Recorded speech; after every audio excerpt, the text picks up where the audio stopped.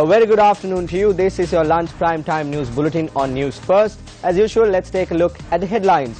Karunaratne Paranavithana sworn in as the Deputy Minister of Parliamentary Affairs and Mass Media. Inaugural sitting of the 3rd Youth Parliament of Sri Lanka today. Former Defence Secretary appears before the Presidential Commission of Inquiry once again. Minister Arjuna Ranatunga hands in nomination for the Sri Lanka cricket election. On to those stories in detail. Karunaratne Paranavithana was sworn in as the Deputy Minister of Parliamentary Reforms and Mass Media before President Maithripala Sirisena today. The President's Media Division said that Paranavithana was sworn in at the President's office located at the Parliamentary Complex. Karunaratne Paranavithana previously held the portfolio of Deputy Minister of Local Government and Provincial Councils.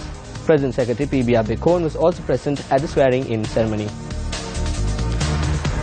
Former Defence Secretary Gotabaya Rajapaksa arrived at the Presidential Commission of Inquiry into serious acts of fraud and corruption today as well. Secretary to the Commission, Lasil De Silva, said that former Defence Secretary Gotabaya Rajapaksa had arrived to the Commission in connection with the investigations that are taking place on Avantgarde and the transactions of Rakna Arakshaka Lanka Limited. The Secretary added that 4 other individuals arrived at the Commission to present evidence today.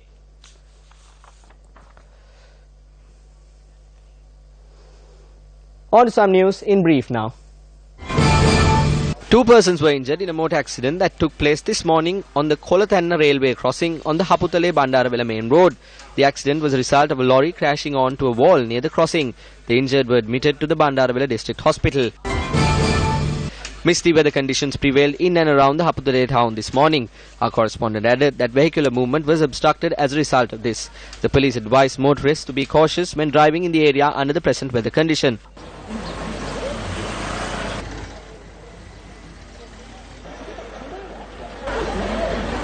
The Department of Meteorology says that the atmospheric disturbance still persists in the vicinity of Sri Lanka. Possibility for rain over the island and the neighbouring sea areas is still high.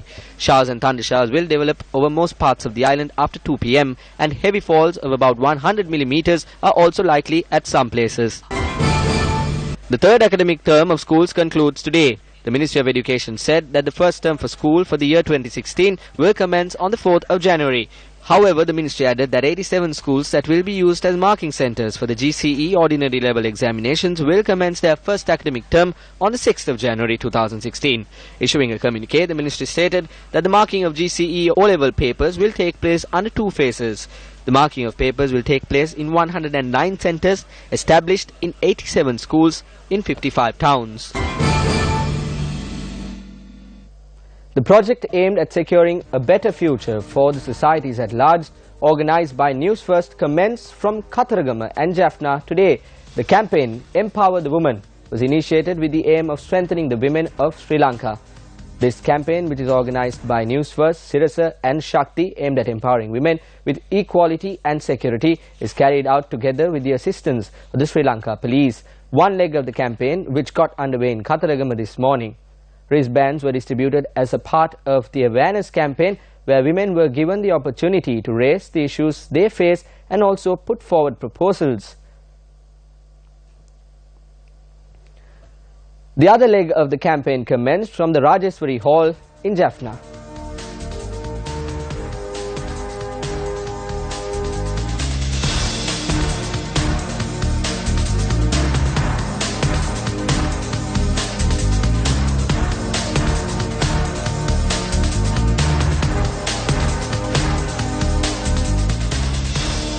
You're with News First. Still on local news, expressways were given prominence in the development projects that took place in the country over the recent past. News First looked into the slow development that takes place at the Dodangoda town after the expressway's construction of the first expressway project, the Southern Expressway. The Dodangoda area in Kalutara was proposed to be developed as a Dodangoda new town in line with the construction activities of the Southern Expressway. The development process of the proposed Dodangoda new town, which is an entrance and an exit of the expressway project, has been suspended at present. Raw material that have been brought down at massive cost to facilitate the construction can be seen decaying and going to waste. The residents of the Dodangoda town and the people who arrive at the Dodangoda town are facing hardships as a result of these development activities being abandoned. The inauguration ceremony of the 3rd Youth Parliament was held at the main hall of the National Youth Services Council today.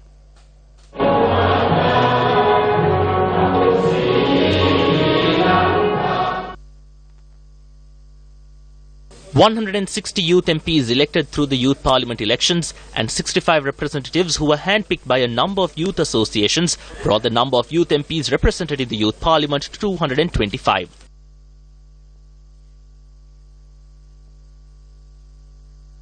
අපි හඳුනාගෙන තියෙන්නේ ශක්තිමත් කරන්න යෝන් පාර්ලිමේන්තුව. මේ රටේ තරුණ තරුණියන්ගේ අදහස් නියෝජනය කරන්නට We have identified the importance of strengthening the Youth Parliament in order to hear the opinions and suggestions of the youth in the country. The Youth Parliament should be strengthened through heeding to the recommendations of the youth. We have the Ministry of Youth Affairs so that you will hand in your recommendations to them, and therefore we have the Youth Parliament for that purpose. We have the Youth Services Council so that the Parliament and the Youth Parliament will work together and shape policies which concern the youth. That is the way in which we are planning for this to work in the future. I believe that there needs to be a coordinator to coordinate the work between the two. I will establish a committee that will report the work that is done here. සම්බන්ධීකරණ නිලධාරියෙකින්ට ඕමනයි. වැඩ කටයුතු කරන්න තිබෙනවා. ඒ වගේම පළාත් සභාවල කරන්න. ඒ නිසා මේ ගැන වාර්තා කරන්නට කියලා මම කොමිටියක් පත් කරනවා. Minister Akila Viraj Karyavasam was appointed the chairman of the committee appointed by the Prime Minister for this purpose. Meanwhile, in Parliament, the issue of the Sri Lankan woman who was sentenced to be stoned to death in Saudi Arabia was raised in Parliament today. I say, as much as we allow in a spirit of openness and transparency, we open up to the world community to, in a spirit of friendship, comment upon the laws that we practice. There are very serious issues of human rights, issues of justice, of human dignity with those countries. It may be that they believe that certain religious traditions require that. Now there is a debate in the world with regard to death penalty. Several states in the USA practice death penalty. මේ නම නොදන්න අපේ සහෝදරය අපි නම නොකියන මේ සහෝදරය We do not know her name and we do not mention her name as well. We need to fight, casting aside all our differences to save her from what she is facing now. All the respective measures need to be taken. If she is stoned to death, that will be a loss to the entire nation. That will be a loss to the government. I will have to consider it as a loss to the country which fights for the protection of human rights. These issues should not be kept hidden, and we must speak of these issues. This is my suggestion, and this is not the first time that I am mentioning this. We need to put a stop to sending unskilled women for foreign employment. If the government of Saudi Arabia does not respect the views of Sri Lanka, if a diplomatic solution is not reached on this issue, and as they killed Rizana Nafiq, if they kill this unnamed woman, Sri Lanka must completely stop sending housemaids to the Kingdom of Saudi Arabia. This is what I propose to the government. වහාම නතර කළ යුතුයි කියලා මම අපේ රාජ්‍යයට යෝජනා කරන්න කැමතියි. We need to develop the country within the next 5 years and create more opportunities for employment. I also wish to note that we need to create an environment in the country where we will have no need to send Sri Lankan women as housemaids to the Middle East. Meanwhile, the expenditure heads of the Ministry of Defence, the Ministry of Southern Development and the Ministry of Law and Order will be taken up for debate today. Former Sri Lankan Test cricket captain Minister Arjuna Ranatunga submitted his nominations to contest Sri Lanka cricket elections. Arjuna Ranatunga will be contesting to the post of Deputy Chairman of Sri Lanka Cricket.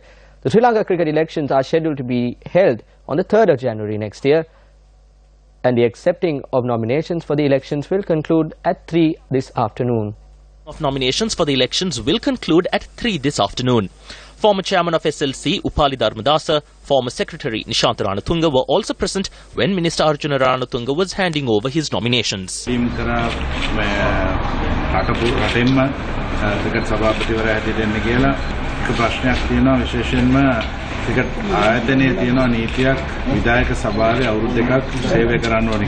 I was requested to contest for the post of chairman. There is an issue. There is a law at SLC that the Executive Council can only serve for a period of 2 years. I could have called on the minister and obtained a permission for that. However, on the 8th of January, when we established the government of good governance, we did not create a government where an unqualified person will be made minister, prime minister or the president. I was called by the team to become the deputy chairman. We need to create a culture where the sport comes first and the money comes later. සභාපති කෙනෙක් හැටියට එන්න කියලා. ඉතින් ඒ සඳහා අද නාම යෝජනා බාර දෙන්න ආවේ. මොකද අපි හදන්න ඕනේ සංස්කෘතියක් මම අර ඉස්සර කිව්වා වගේ ක්‍රිකට් ක්‍රීඩාව මූලිකත්වයේ තියෙන මුදල දෙවණියට තියෙන එක. Former Secretary of SLC Nishantha Ranatunga, former Chairman of SLC and current Deputy Speaker of Parliament Tilanga Sumathipala, as well as the Chairman of the Badurulia Sports Club Sumit Pereira have submitted their nominations for the post of Chairman of SLC. Well, with that, we wrap up Lunch Prime Time News for the day. You can keep track of all these stories and more on www.newsfirst.lk. Have a great afternoon.